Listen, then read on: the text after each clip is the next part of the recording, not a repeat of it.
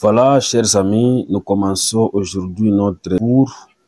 C'est le cours de la fiscalité ainsi que coopération internationale.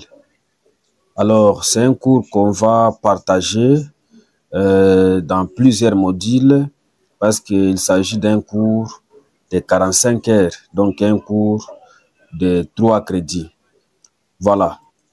Alors, je vous présente d'abord les sommaires, donc le plat du cours. On aura plusieurs modules. Le premier module va porter sur l'introduction à la fiscalité internationale. Et là, on va analyser tout ce qui est comme définition, objectif de la fiscalité internationale. Deuxièmement, on va analyser les différents principes de base de la fiscalité internationale. Et là, on va revenir sur les principes de territorialité, des résidences ainsi que de la source en matière d'imposition. Et on va également analyser sur ces points, ou bien dans ces modules, l'évolution historique de la fiscalité internationale. Alors, le deuxième module va porter sur les conventions fiscales internationales. Et le premier point, il sera tout simplement question de définir c'est quoi les conventions fiscales internationales ou bien c'est quoi une convention fiscale internationale. Et on va également analyser son importance. Ok, on aura aussi analysé c'est quoi l'importance d'une convention fiscale internationale. Et ensuite, on va analyser les différentes structures et contenus d'une convention fiscale internationale selon évidemment les modèles de l'OCDE, selon les modèles de l'ONU. Voilà, on peut se limiter pour ces deux modèles en termes de modèles de conventions fiscales internationales. Et si le temps nous le permettra, on peut même aborder un autre modèle. Mais on va voir, on peut soit se limiter juste pour ces deux modèles-là. Alors, troisièmement, on va analyser dans ce module les exemples pratiques d'application des conventions fiscales. Et en quatrième position, on va analyser, on va tout simplement vous montrer les rôles des conventions fiscales dans la lutte contre l'évasion fiscale. Alors, le troisième module, c'est relatif à la lutte contre l'évasion ainsi que la fraude fiscale internationale. Et là, on va analyser tout ce qui est comme distinction entre l'évasion fiscale ainsi que la fraude fiscale. On va analyser quelques outils et stratégies de lutte contre l'évasion fiscale. Et on peut utiliser soit le programme BEPS ou soit on peut utiliser le programme des échanges automatiques des informations. Et troisièmement, on va voir la coopération internationale et organisations impliquées. OK? Et là, on va recourir à l'OCDE, à l'ONU, au FMI et au G20. OK? Ce sont là les différentes organisations impliquées, n'est-ce pas, en matière de la fiscalité internationale ou en matière de coopération internationale. On va également étudier des cas pratiques sur la lutte contre l'évasion fiscale. Alors, dans le quatrième module, on va analyser tout simplement comment est-ce qu'on peut éliminer la double imposition internationale. Donc, le module 4 va porter sur l'élimination de la double imposition internationale. Et là, on va d'abord définir c'est quoi la double imposition internationale. On va également analyser les différentes causes de la double imposition internationale. Et on va également analyser les différentes méthodes d'élimination de la double imposition internationale. Alors, dans le cinquième module, c'est un module qui va porter sur la fiscalité des multinationales ainsi que sur les prix des transferts. Et là, on va commencer avec la définition. C'est quoi, par exemple, les prix de transfert, OK? Et on va également voir les enjeux des prix de transfert. Et deuxièmement, on va analyser la législation internationale en matière de prix de transfert. Qu'est-ce que la législation internationale prévoit en matière de prix de transfert? Mais aussi, on va analyser les différentes méthodes de détermination des prix de transfert. Et vers la fin, dans ces modules, on va étudier quelques cas pratiques sur la fiscalité des multinationales ainsi que sur les prix des transferts. Alors, le sixième module va porter sur les paradis fiscaux ainsi que la transparence fiscale. Nous allons analyser là-dedans. On va d'abord donner la définition ainsi que les caractéristiques des paradis fiscaux. On va également parler des listes noires des paradis fiscaux selon l'OCDE ainsi que selon les classements de l'Union européenne. Et on va également étudier les efforts internationaux pour lutter contre les paradis fiscaux. Ok? Parce que les pays qu'on peut considérer comme paradis fiscaux, ces pays-là, ce sont des pays qui sont beaucoup plus combattus sur le plan fiscal au niveau international. Et on va également analyser l'impact des paradis fiscaux sur les économies en développement. Et le septième module, alors, va nous présenter les perspectives futures de la fiscalité internationale. Et on va voir premièrement les tendances ainsi que les réformes récentes en fiscalité internationale. Et là, on va beaucoup plus s'intéresser sur la fiscalité numérique.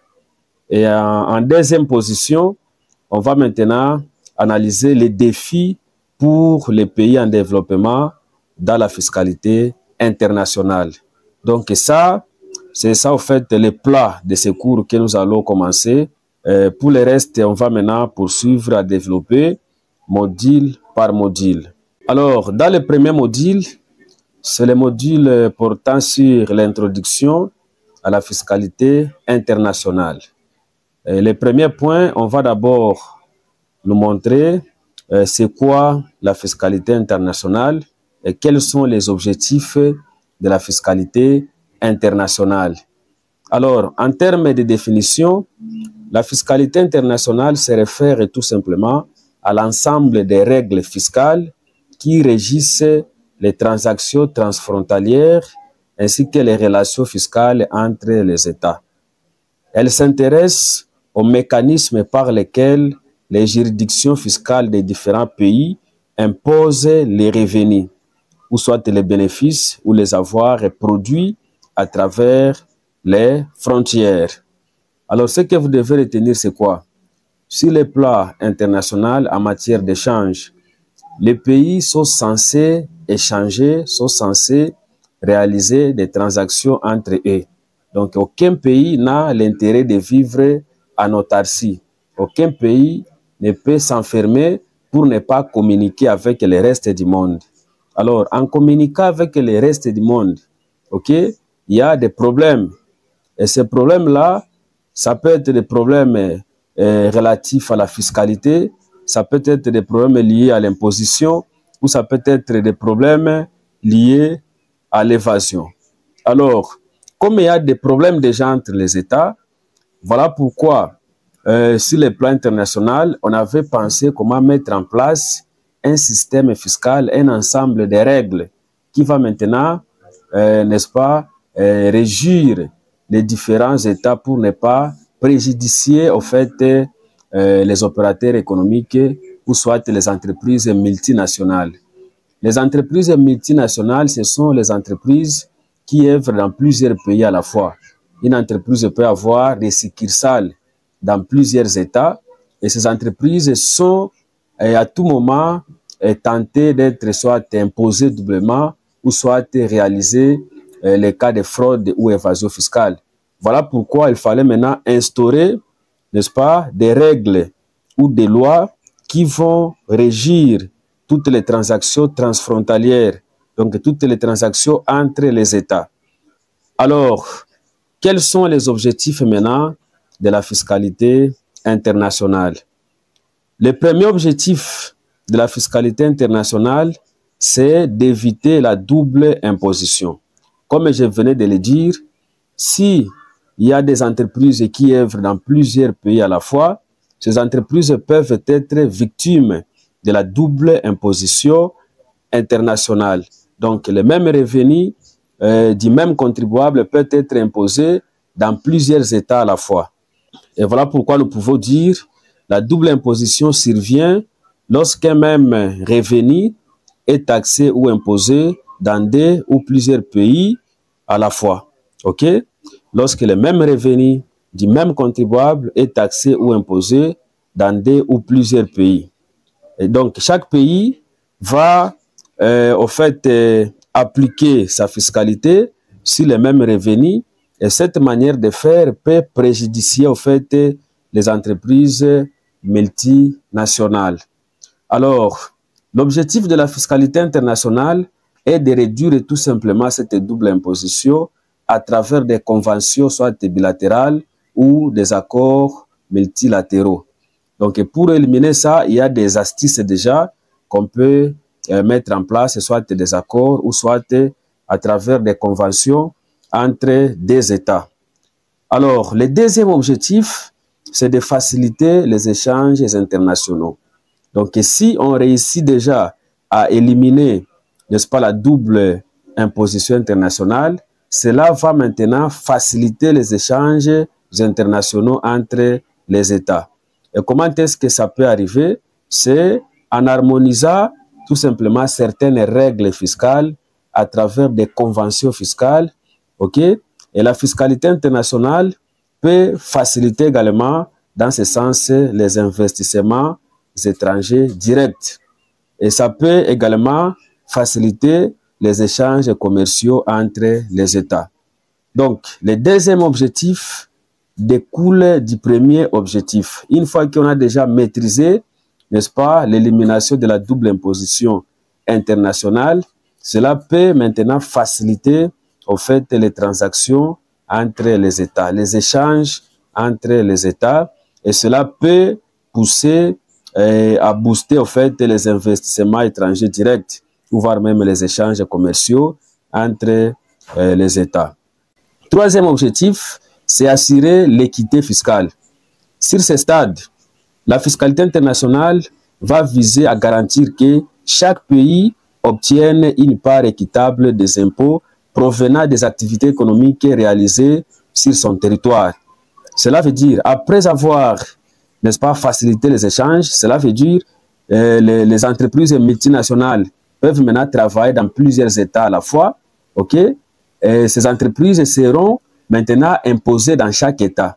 Alors, le problème ici, chaque pays va maintenant se garantir, va maintenant vérifier est-ce qu'il est en train de bénéficier de toutes ces impositions. Est-ce que sa juridiction fiscale est en train de tirer profit de toutes les impositions sur les activités réalisées dans son pays ou dans son territoire. Et pour terminer en termes d'objectifs de la fiscalité internationale, c'est une fiscalité aussi, n'est-ce pas, qui prévient l'évasion fiscale. Donc la fiscalité internationale cherche également à éliminer l'érosion, n'est-ce pas, des bases fiscales ou des bases d'imposition nationales à travers des stratégies d'évasion fiscale mises en place par les multinationales ou des individus fortunés. Cela veut dire quoi, chers amis?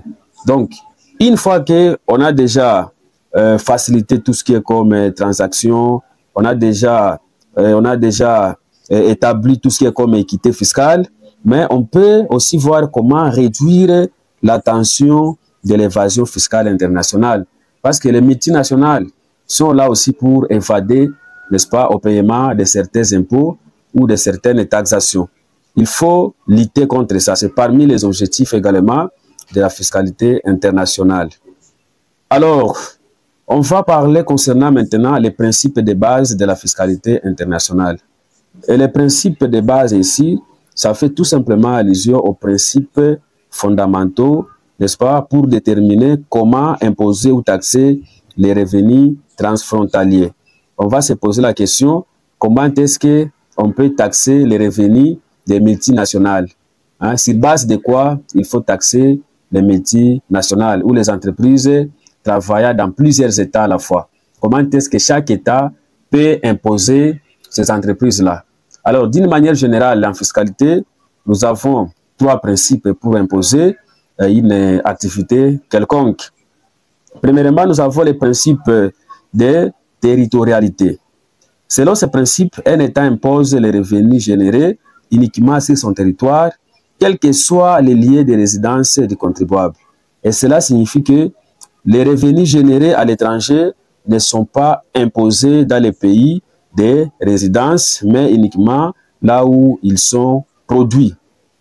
Prenons par exemple, si une entreprise française gagne des revenus au Royaume-Uni, la France va taxer ou va imposer, n'est-ce pas, les revenus générés tout simplement en France.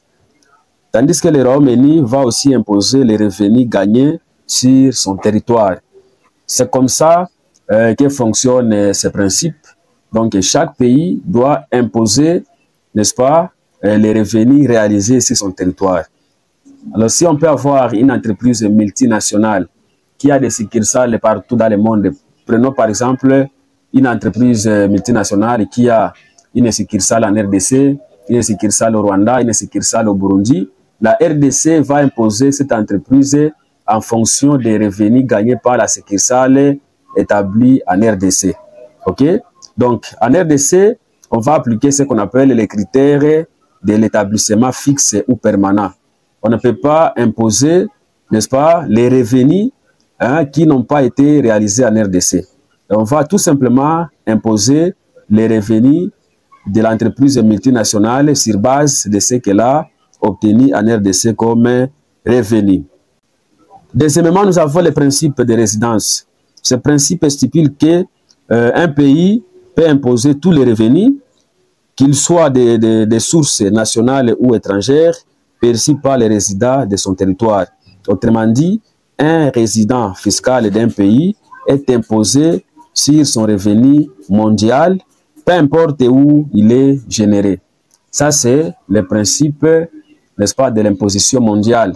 Donc, si vous êtes, par exemple, une entreprise se trouvant soit en RDC, c'est là où il y a les sièges, ou soit la résidence de l'entreprise, la RDC va imposer l'entreprise en fonction de tous les revenus qu'elle peut gagner, peu importe les lieux, n'est-ce pas, les lieux où les revenus ont été réalisés. Ça, c'est le principe de l'imposition mondiale. On impose tous les revenus, n'est-ce pas, réalisés par l'entreprise. Alors, en RDC, nous, on ne tient pas compte de ces critères d'imposition. Alors, on peut vous donner l'exemple, prenons par exemple un citoyen canadien, résident fiscal au Canada, ok, et qui gagne des revenus aux États-Unis. Cela veut dire que le Canada a le droit de taxer ou d'imposer ses revenus, même si ces revenus-là ont été générés hors de son territoire. C'est ça, en fait, le principe de résidence. Autre principe, c'est le principe de la source. Selon ce principe, un pays impose les revenus qui ont leur source dans ce pays.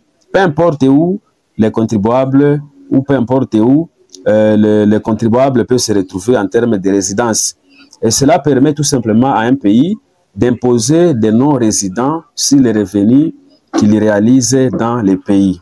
Alors, ce principe est tellement proche du principe de territorialité, mais la différence est à quel niveau? La différence qu'on peut établir ici, si on parle du principe de territorialité, d'une manière générale, ce principe a été toujours accompagné par les critères de l'établissement permanent ou les critères de l'établissement fixe. Quand on parle de l'établissement permanent ou de l'établissement fixe, on fait allusion à une entreprise multinationale qui a soit une succursale en RDC ou un établissement en RDC. Cet établissement ou cette succursale peut être géré, n'est-ce pas, comme une entreprise à part entière ici en République démocratique du Congo. Alors, c'est ce qu'on appelle les critères de l'établissement fixe. Donc, pour imposer l'entreprise en fonction du principe de territorialité, il faut que l'entreprise en question puisse avoir un établissement fixe dans les pays d'imposition. Mais le principe de la source, avec ce principe-là, on voit juste là où le revenu a été réalisé, même si l'entreprise n'a pas un établissement fixe ou permanent dans les pays. Prenons le cas de l'IBP pour les prestations de personnes physiques ou morales non résidentes en RDC. On peut avoir bénéficié d'un service d'une entreprise étrangère qui n'a pas d'établissement ou qui n'a pas de filiales ou de succursales en RDC. Si cette entreprise gagne les revenus en RDC, ce revenu sera imposé au taux de 14%. Il peut arriver qu'il y ait un avocat rwandais ou un avocat français qui n'a pas, n'est-ce pas, un établissement permanent en RDC. Il peut réaliser un service en RDC, soit pour les biens d'une autre entreprise. Ok? Les revenus générés là seront imposés au taux de 14%. Donc ici, on ne tient pas compte du critère lié à l'établissement permanent ou à l'établissement stable ou fixe. On impose tous les revenus réalisés sur le territoire national. Là, c'est les critères ou les principes de la source. Alors, on peut maintenant parler concernant l'évolution historique de la fiscalité internationale. Ce que nous devons retenir, c'est quoi? La fiscalité internationale a évolué avec la mondialisation et les échanges commerciaux et l'essor des multinationales. Donc, tout a commencé à partir du moment où il y avait eu la mondialisation. En d'autres termes, il y avait eu les échanges commerciaux. Donc, sans échanges commerciaux, sans la mondialisation, on ne pouvait pas parler de la fiscalité internationale. Alors, voici les principales étapes de son développement. La première étape, c'est avant la Première Guerre mondiale. À ce stade-ci, les systèmes fiscaux étaient principalement nationaux car les échanges transfrontaliers étaient limités. Il n'y avait pratiquement pas de coordination fiscale entre les pays. Donc, ce qui caractérise ces stades, à ce stade ou bien à cette époque, il n'y avait pas de transactions transfrontalières, il n'y avait pas des échanges transfrontaliers. Voilà pourquoi les systèmes fiscaux de ces temps ici étaient les systèmes fiscaux nationaux. On ne s'intéressait pas au reste du monde ou bien aux règles fiscales sur le plan international. La deuxième étape de l'évolution de la fiscalité internationale, c'est entre la première ainsi que la deuxième guerre mondiale. Alors, à ce niveau, il y avait les échanges, bien sûr, internationaux et qui avaient conduit à la reconnaissance du problème de la double imposition. Donc là, on avait maintenant commencé à échanger, les États commençaient à réaliser tout ce qui est comme importation, exportation. Les États commençaient à réaliser ce que nous appelons ici la création des entreprises multinationales. Donc une entreprise congolaise pouvait maintenant aller s'installer dans un autre pays. Mais qu'est-ce qu'on avait constaté? Il y avait maintenant eu la naissance du problème de la double imposition internationale. Donc, sur ce stade-ci, ce qu'il faut retenir, c'est là où on avait constaté pour la toute première fois des problèmes de la double imposition internationale. Alors, la Société des Nations, donc l'ancêtre des Nations Unies, a été l'une des premières institutions à s'intéresser à la question et à proposer des modèles de conventions fiscales pour éviter la double imposition internationale. Ça aussi, il faut bien retenir. C'était la première institution à songer comment est-ce qu'on peut mettre en œuvre des modèles ou bien des astuces pour résorber les problèmes de la double imposition internationale. Alors, après ça, l'autre étape, c'est après maintenant la Seconde Guerre mondiale. À ce stade, qu'est-ce qu'on peut retenir? Donc, à ce stade, il y avait maintenant la création ou la naissance de l'OCDE et l'OCDE avait pris une importante place dans la définition des normes fiscales internationales. Alors, le modèle de convention fiscale de l'OCDE a été maintenant établi comme la référence pour les accords bilatéraux, c'est-à-dire les accords entre des États, visant évidemment à éliminer tout simplement la double imposition internationale. Donc ça, c'est après la Seconde Guerre mondiale, c'est là où on a trouvé la naissance de l'OCDE. L'OCDE s'est spécialisé comment chercher des astuces ou des normes fiscales internationales afin de limiter ou de lutter contre la double imposition internationale. Et le modèle de l'OCDE, c'est ça le modèle qu'on avait pris comme modèle de référence pour éliminer la double imposition internationale. Maintenant, la quatrième étape de son évolution, ou bien de l'évolution de la fiscalité internationale, c'est maintenant à l'époque moderne. Donc, depuis les années 2000 ans, avec la montée de la mondialisation et l'apparition de nouveaux problèmes, comme l'évasion fiscale à grande échelle, notamment via les paradis fiscaux, l'OCDE, l'ONU ainsi que les G20 ont intensifié leurs efforts maintenant pour créer des normes fiscales globales. Et cela inclut évidemment des initiatives telles que les BEPS. Les BEPS, c'est un programme, c'est comme une stratégie qu'on avait mis en œuvre pour voir comment éliminer tout ce qui est comme problème sous forme d'évasion fiscale internationale. Donc, cela inclut évidemment tout ce qui est comme initiative telle que les BEPS, qui vise à lutter contre l'érosion des bases fiscales par les multinationales. Parce que les entreprises multinationales ont comme aussi rôle, parce que ces entreprises-là, elles cherchent de l'argent, mais derrière ça, elles ont aussi des mauvaises intentions de voir comment minorer la base imposable dans des États où elles travaillent. Voilà pourquoi il fallait instaurer un programme qui pouvait lutter contre l'évasion fiscale internationale.